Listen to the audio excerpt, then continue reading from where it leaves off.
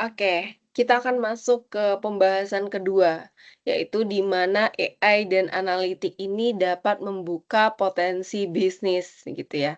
Nah, di sini ada 3 poin yang coba saya sorot. Yang pertama itu terkait dengan predictive analysis, recommendation system, sentiments analysis.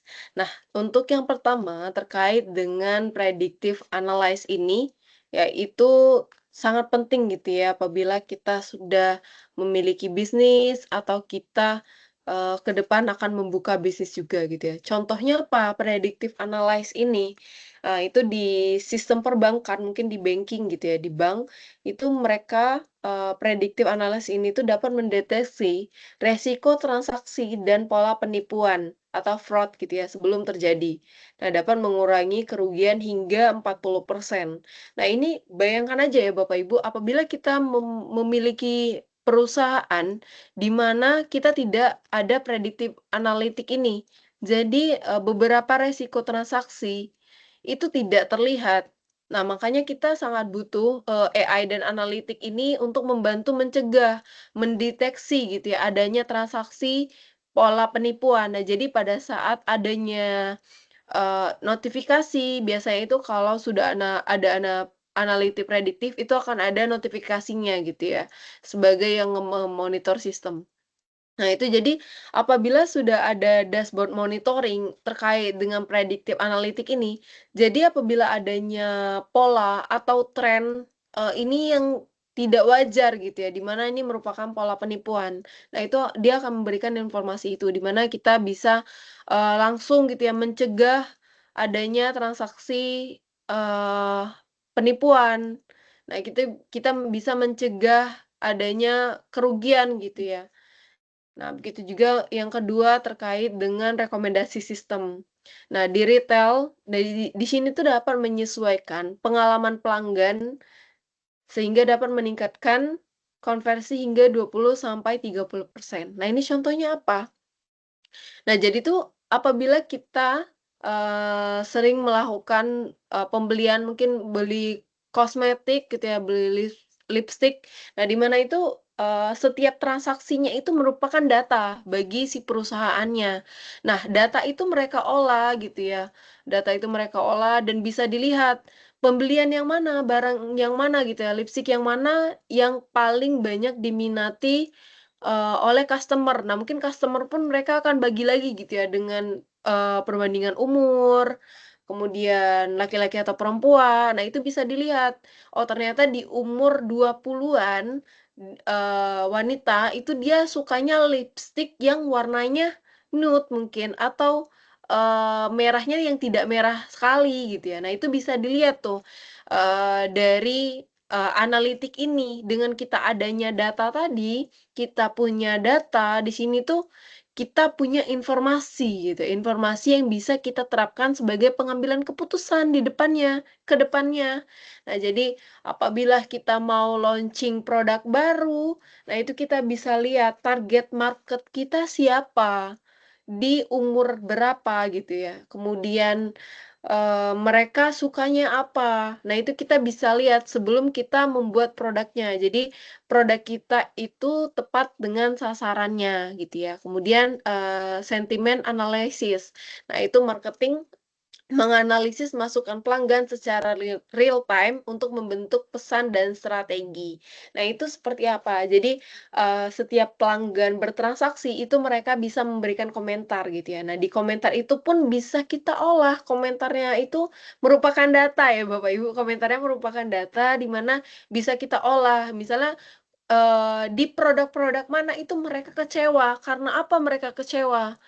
Apakah, barangnya, pengirimannya cacat, jadi sampai di mereka itu tidak rapi lagi, atau karena produk kita itu kering ternyata jadi harus diperbaiki packaging-nya, atau karena harganya tidak sesuai gitu ya dengan produknya. Nah itu bisa dilihat gitu ya. Jadi kita bisa mengetahui gitu ya secara real time si customer kita ini memiliki keluhan apa di produk kita. Jadi ke depannya kita bisa memperbaiki gitu ya, terutama bagi, Bapak Ibu dan teman-teman di sini yang akan membuat bisnis gitu ya ke depannya. Nah ini sangat penting gitu ya Bapak Ibu ya, data.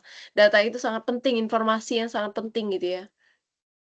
Oke, jadinya apabila kita sudah menerapkan predictive analysis, adanya rekomendasi sistem, adanya sentiment analysis, nah itu kita, merupakan satu langkah lebih maju dari perusahaan lain. Jadi kita bisa mengambil keputusan sesuai dengan data, sesuai dengan behavior customer, sesuai dengan target pasar kita gitu ya.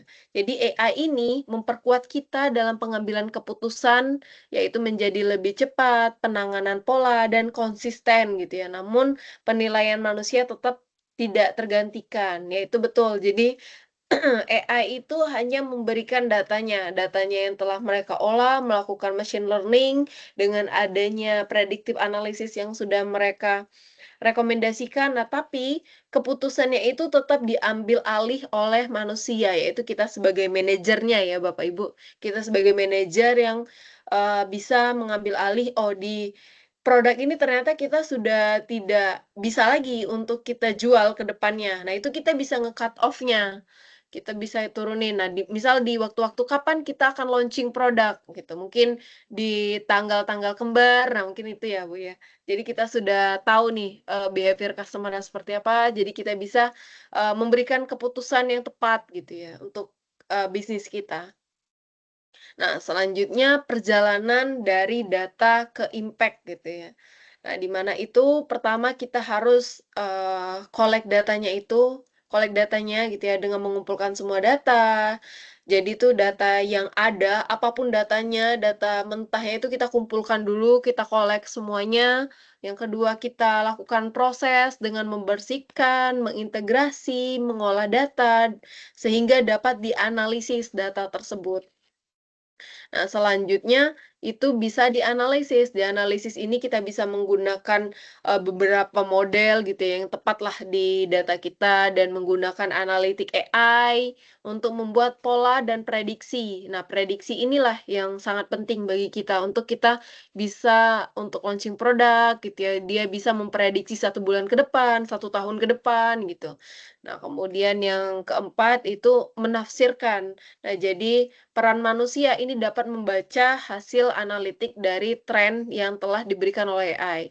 Jadi analisis dengan model dan analitik yang sudah kita rancang tadi, itu kita sebagai manajernya itu bisa membaca hasil tersebut dan, mengambil keputusan ya dari hasil ini tuh kita bisa membuat keputusan apa. Dan yang kelima itu implementasinya. Nah, implementasi dari hasil analitik tadi dalam pengambilan keputusan. Nah, jadi kalau kita sebagai manajer, kita sudah melakukan 5 poin ini dari data menjadi impact, tentunya kita tidak mengambil keputusan yang asal-asalan gitu ya, di mana keputusan yang sudah kita berikan itu harusnya tepat sasaran, sesuai dengan customer yang kita inginkan, target marketnya itu di mana kita bisa memberikan arahan dengan, bawahan kita, itu juga dengan tepat karena kita punya data. Kita sudah pegang data itu, data adalah kunci ya Bapak Ibu ya. Jadi kita sudah pegang datanya, kita tahu, behavior customer-nya seperti apa, jadi kita bisa memberikan Eee, saran, pengambilan keputusan, oh, di waktu-waktu mana misal nih, produk kita sudah tidak laku lagi gitu. Jadi kita harus improvement improvement produknya, atau improvement formulanya gitu ya, atau improvement packaging-nya. Nah, itu bisa dilihat dari sana. Kemudian si manajer ini pun bisa mengarahkan, teman-teman, bawahannya kalau ternyata marketing seperti ini tuh sudah tidak relevan lagi ternyata di kita. Jadi kita bisa menerapkan, marketing yang baru mungkin gitu ya. Nah itu sih kita kalau sebagai customer eee, bisa memberikan, data juga gitu ya, karena kita sering membeli produk-produk mereka dan kalau kita sebagai customer itu kan kita bisa memberikan, ulasan gitu ya dengan produk mereka kalau kita masih ada kurang nih di bagian, produk ini terkait dengan packaging-nya atau terkait dengan lain-lain. Nah, mungkin kalau kita sebagai project manager mungkin, pengalaman saya gitu ya sebagai project manager, nah biasanya itu, karena kita sudah menggunakan predictive maintenance, kita adanya dashboard monitoring dan lain-lain. Jadi pada saat, adanya isu itu kita sudah tahu apa, action yang harus kita lakukan, karena kita sudah bisa melihat isu-isu ke belakangnya. Isu-isu ke belakang itu kita harus seperti apa apabila ada isu ini. Bahkan sebelum isu ini muncul, kita itu harusnya sudah ada dashboard monitoring predictive maintenance. Jadi dari, data-data yang ada atau log-log yang ada itu sudah kita kumpulkan, sudah kita olah menggunakan model yang tertentu gitu ya, untuk mengetahui, oh ternyata ke depan karena storage kita sudah penuh, nah mungkin kita akan, mati mungkin memorinya akan overload. Nah itu jadi sebelum dia overload ini, itu udah harus ditambah gitu ya. Nah seperti seperti itu ya, jadi itu sangat membantu apabila kita me-manage sistem ya, me-manage sistem itu jangan sampai sistemnya down dulu, baru kita bergerak mencari solusinya. Jadi jangan sampai seperti itu ya Bapak Ibu. Jadi sebelum si server ini down, itu kita sudah tahu mereka ini sudah batuk-batuknya karena apa, apakah storage-nya kurang, memori, CPU, RAM-nya kurang. Nah, itu bisa kita sebelum isu itu terjadi, itu bisa kita tangani gitu ya, dengan adanya predictive analytic itu. Itu mungkin, pembahasan untuk topik kedua ini, sampai di sini, terima kasih.